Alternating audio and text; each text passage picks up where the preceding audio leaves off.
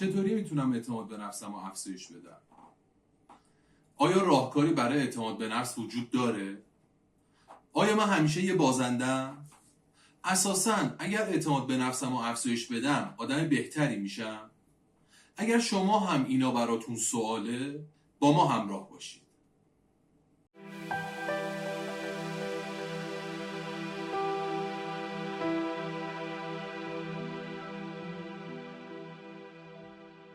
سلام، من حسام الدین هستم. به کانال من خوش اومدید.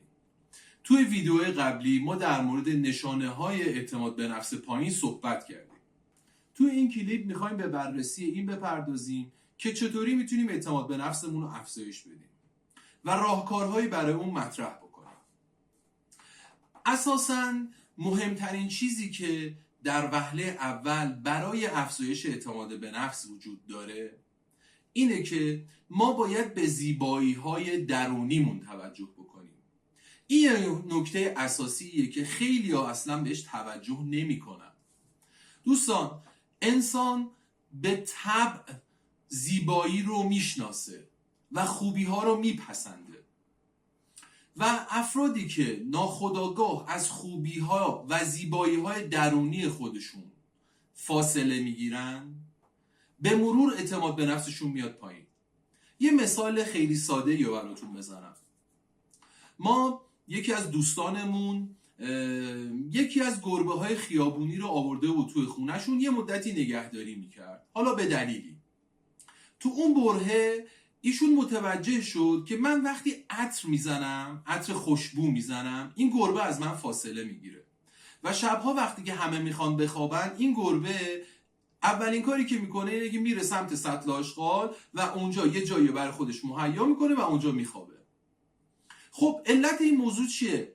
علتش اینه که اون گربه طبعش به این بو علاقه پیدا کرده و ذاتی این موضوع توی این تغییر نمیکنه.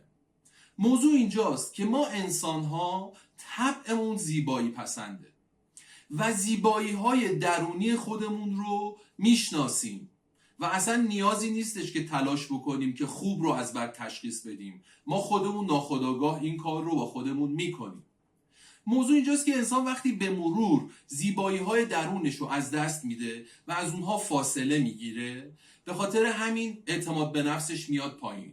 حالا این زیبایی ها چیا هستن؟ مثلا افرادی که زیاد دروغ میگن، افرادی که حسادت زیادی دارن، افرادی که مثلا پشت سر دیگران حرف میزنن، چشم نگاه بد دارن به افراد خانواده دیگه، و یا اینکه به مال و اموال یکی دیگه چشم دوختن. اکثر کلاهبردارا رو اگر نگاه بکنین، اینها موقعی که با شما دارن صحبت میکنن معمولا چششون رو میندازن پایین، این ور اون ور رو نگاه میکنن.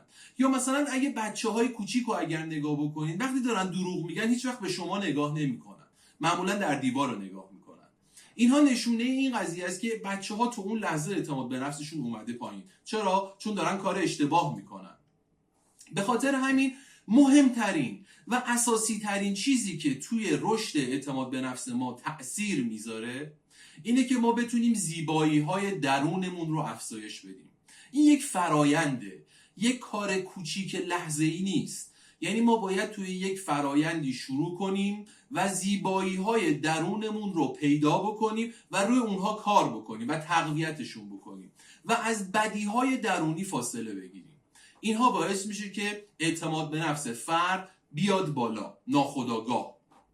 موضوع بعدی که توی بحث افزایش اعتماد به نفس وجود داره و کمک میکنه به ما که ما اعتماد به نفسمون افزایش پیدا بکنه، بحث ورای اون زیبایی های درونی، بحث ظاهره. ببینید دوستان، ظاهر تو یک نرمی ارزشمنده. مثلا افرادی که یک لباس به هر حال مرتبی تنشون هست، معمولا حالا مثلا نمیگیم یه عطر خیلی گرون قیمت، ولی یه چیزی که به هر حال بوی خوبی داشته باشه یا اینکه به خودشون رسیدن، اینا معمولا اعتماد به نفسشون بیشتره و توجه دیگران بیشتر به سمتشون جلب میشه. البته ببینید، متاسفانه تو عصر حاضر این یه مقدار اغراق شده بین مردم و بعضیا دیگه اومدن واقعا شور این ماجرا رو در آوردن. شما میبینید طرف از بالا تا پایین رو عمل کرده و همه چیش مصنوعی شده. این خودش یه بیماریه، این خودش یکی از نشونه های اعتماد به نفس پایینه. این زیبایی ظاهری که ما داریم صحبت میکنیم، ما داریم در مورد یک نرمالی صحبت میکنیم، در مورد این که مثلا یک فردی حالا یه مقدار به خودش توجه میکنه، نه اینکه مثلا بعضیا انگار هر روز دارن عروسی میکنن، هر روز دارن خودشونو با آرایش های عجیب و غریب. این توی آقایون هم هست، بعضیا میبینید ساعتها دارن جلوی آینه با موهای خودشون برمیرن. این درست نیست. این خودش باعث میشه اعتماد به نفس فرد بیاد پایین. حتی بعضیا انقدر زیبایی های درونیشون ضعیفه که میان ضعف زیبایی های درونشون رو با زیبایی های بیرونی بپوشونن و هیچ وقت موفق نمیشن. به خاطر همین میبینید که آقا مثلا افرادی هستن که انقدر توی ظاهرشون دارن اغراق میکنن، مثلا یهویی لبهای عجیب غریب پیدا میکنن، گونه های عجیب غریب. خب این نشون میده که طرف نرفته سراغ این که ضعف‌های درونیشو برطرف بکنه و اومده با ظاهر بیرونی ضعف‌های درونیشو بپوشونه و هیچ وقت موفق نشده. پس موضوع اول اینه که ضعف درونی رو بپوشونیم و اون رو تقویت بکنیم و بعد بیایم سراغ بیرون و بیرونمون رو با یک نرمی تطبیق بدیم. موضوع بعدی که میتونه توی بحث اعتماد به نفس ما تأثیر بذاره اینه که دوستان شما باید سعی بکنید وقتی مثلا با افراد مختلف که دارید مکالمه میکنید خودتون رو بیشتر باور بکنید و یه موقع‌هایی اسم خودتون رو ببرید، مثلا خودتون رو معرفی بکنید. وقتی با یک کسی که تازه دارید آشنا میشید بگید سلام علیکم، من فلانی هستم، من حسام الدین رحمانی هستم، خوشوقتم باهاتون دارم مکالمه میکنم. ببینید این معرفی باعث میشه که شما به خودتون یک مهر تاییدی بزنید و این مهر تایید باعث میشه که کم کم به مرور اعتماد به نفس شما تقویت بشه. ما داریم در مورد راهکارهایی صحبت میکنیم که کمک میکنه به مرور اعتماد به نفس شما افزایش پیدا بکنه. موضوع بعدی که هستش اینه که دوستان شما باید سعی بکنید به مرور توی برنامه‌تون بگنجونید که هر چند وقت یه بار، حالا هر روز، یه روز در میون، بشینید به خوبی‌های خودتون فکر بکنید، به استعدادهای خودتون فکر بکنید، به توانایی‌های خودتون فکر بکنید، به مواهب الهی که به شما داده شده فکر بکنید. خب این مواهب میتونه چیا باشه؟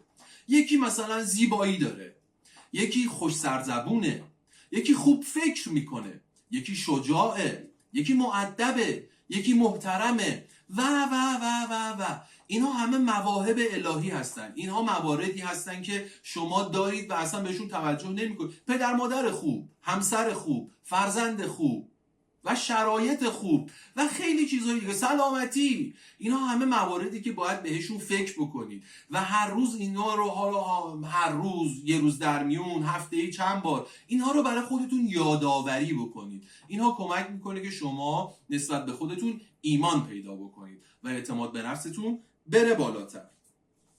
موضوع دیگه ای که کمک میکنه که اعتماد به نفستون بره بالا، اگر تو جامعه روزی پیش اومد که یکی از شما تعریف کرد، اونو به خودتون بگیرید، مقاومت نکنید، بپذیرید. آقا شما آشپزیت خیلی خوب بود، دست شما درد نکنه، خیلی غذای خوشمزه‌ای بود، چرا مقاومت میکنید؟ خیلی ممنون، بله من تونستم این غذای خوشمزه رو درست بکنم، نوش جانتون.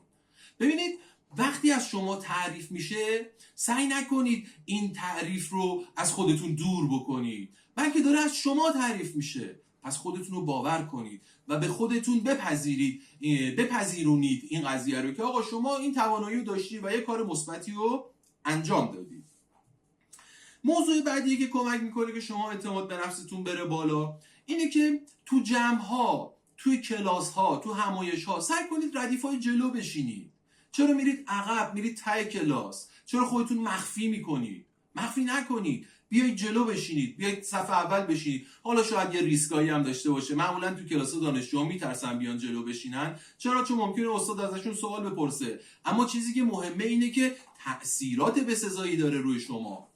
تو همایش ها، تو مهمونی ها نرید اون ته بشینید، بیاید جلو بشینید. هم ممکنه یکی هم از شما یه صحبتی بکنه، با شما یه صحبتی داشته باشه، یا از شما سوالی بپرسه، عیبی نداره، راحت باشید، خودتون رو تو چالش قرار بدید.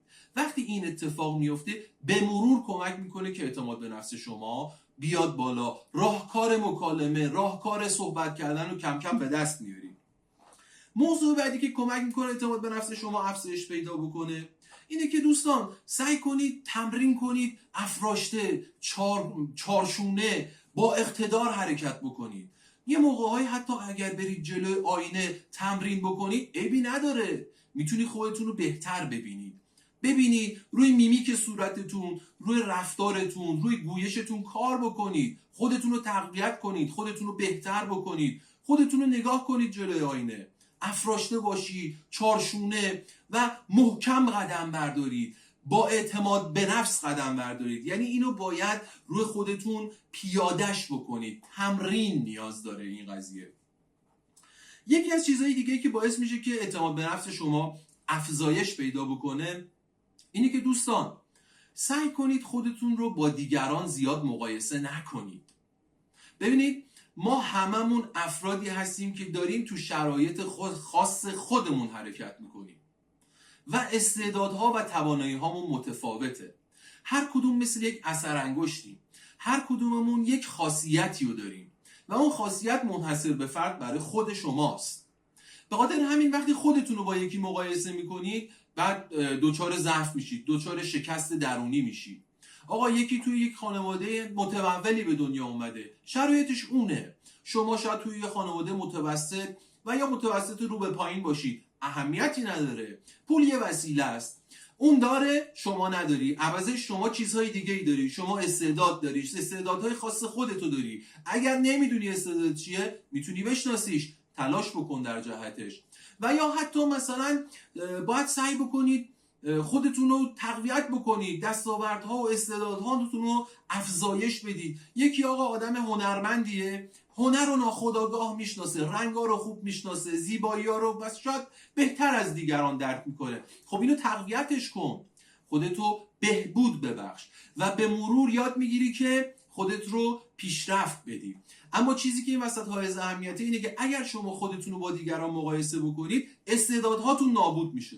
چرا؟ چون اصلا استعداد خودتو دیگه نمیشناسی، همش دارید استعدادهای دیگران رو میبینی و این باعث میشه که شما دچار نقطه ضعف بشید.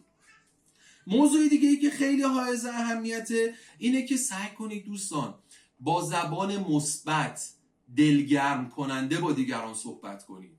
وقتی با دیگران مثبت، زیبا صحبت میکنید، دلگرمشون میکنید، اونها رو ازشون تعریف میکنید، ناخودآگاه این به خودتون برمیگرده. افراد طرف مقابل شما ناخودآگاه کم کم از شما تعریف میکنن، شما رو میبینن و به شما انرژی مثبت میدن و وقتی که این انرژی مثبت رو به شما میدن اون موقع فرصتی پیدا میکنید که اون اتفاقات و اون صحبت‌های مثبت رو به خودتون بگیرید و به خودتون جذب بکنید. و یه موضوع دیگه هم که هستش اینه که شما وقتی پالس مثبت میفرستید بیرون ناخودآگاه حال خودتون خوب میشه. این حال خوب باعث میشه اعتماد به نفستون بره بالاتر و کم کم خودتون رو تقویت بکنید. چیز دیگه ای که هستش که و کمک میکنه که شما اعتماد به نفستون بره بالاتر اینه که دوستان سعی کنید افراد رو همونطوری که هستن بپذیرید. ببینید صحبت کردیم، افراد مختلف استعدادهای مختلف دارن. فرض بگیریم یکی خیلی آدم آرومیه اما خب در کنارش به احتمال خیلی قوی فردی که دقتش بالاست و یکی خیلی آدم سریعیه اما خب ممکنه دقتش پایین تر باشه و و و و میخوام بهتون بگم که افراد مختلف استعدادهای مختلفی دارن. این استعدادهای مختلف شما باید بشناسینشون و از اون افراد تو جایگاه‌های مختلف کمک بگیرید، ولی افراد رو همون جوری که هستن باید بپذیرید. اگر افراد رو همون جوری که هستن نپذیرید اونها هم شما رو نمیپذیرند و در این حال شما خودتون رو نمیپذیرید. اگر یاد بگیرید دیگران رو همون جوری که هستن بپذیرید به مرور خودتون رو هم خواهید پذیرفت. این موضوع توی معمولا روابط عشقی، دوستانه و یا مثلا ازدواج خیلی بروز پیدا میکنه. افراد مثلا به این امید که یکی رو تغییر بدن وارد یه زندگی میشن و دچار شکست میشن. علتش چیه؟ علتش اینه که اون فرد رو همونجوری که هستن نپذیرفتن و سعی میکنن تغییرش بدن و این تغییر باعث میشه که طرف مقابل مقاومت بکنه و این مقاومت باعث چالش‌های زیادی توی جریان زندگی میشه. و یکی از نکات بسیار مهمی که روی بحث اعتماد به نفس تأثیر میذاره اینه که دوستان حتما یک فعالیت ورزشی رو توی زندگی خودتون قرار بدین. این باید به صورت مستمر توی زندگیتون قرار داده بشه. این نیستش که حالا لزومی نداره که بخواید برید مثلا قهرمان المپیک بشید یا برید مثلا ورزش‌های مثلا سنگین، بوکس، فوتبال، نمیدونم کیک بوکس، نمیدونم کوینفو. نمیخواد. همین که شما مثلا تصمیم بگیرید که هفته‌ای 3 روز بلند شید برید پارک سر کوچه‌تون و ورزش صبحگاهی بکنید، طناب بزنید، توی خونه دمبل داشته باشید، هر یه روز در میون 2 روز در میون یه برنامه چند تا ستی رو انجام بدید و خودتون رو بهبود ببخشید. این باعث میشه که کم کم آدرنالین توی خونتون ترشح بشه و توی روحیات شما تأثیر میذاره و اعتماد به نفس شما رو افزایش میده. دوستان راهکارهای زیادی برای افزایش اعتماد به نفس هست، اما اونهایی که اساسی تر بودن و تأثیرگذار هستن و انجامشون راحت تره رو من به شما گفتم. اما یه نکته‌ای هست، اونم اینه که ببینید اگر این راهکارها رو متوجه شدید، بخواید انجام بدید و بهشون بخواید فکر بکنید، مطمئناً کار پیشبرد انجام این رفتارها سخت میشه براتون. دوستان سعی کنید زیاد به این موارد فکر نکنید، انجام بدید. از همین فردا، از همین الان فقط برید تو دل ماجرا، قدم بردارید در مورد این قضیه، حرکت کنید، فکر نکنید. اگر فکر بکنید این فکر باعث میشه که افکار زایندن، یه فکری میاد بعد یه فکر دیگه دنبالش میاد، هی شبکه و شاخه ایجاد میشه و این شاخه ها باعث میشه که شما یهویی سردرگم بشید. یهو میبینید یه هفته 10 روز گذشته شما تصمیم داشتید یه کاری بکنید، نه تنها انجام ندادید بلکه 1000 تا نه و چرا و امثال چیزای دیگه میاد سراغتون که اصلا شما رو دور میکنه از این قضیه. فقط عمل کنید، به سمتش حرکت بکنید. همین حرکت باعث میشه که کم کم اعتماد به نفس شما افزایش پیدا بکنه و نتایجش رو به مرور میبینید و افزایش این یه حالت فزاینده‌ای داره. یعنی اگر بگیریم 2 درجه اعتماد به نفستون میاد بالا، تو مرحله بعدی دیگه 2 درجه افزایش پیدا نمیکنه، به صورت هم‌افزایی طور یا میبینید 10 درجه دیگه شما افزایش پیدا کرد اعتماد به نفستون.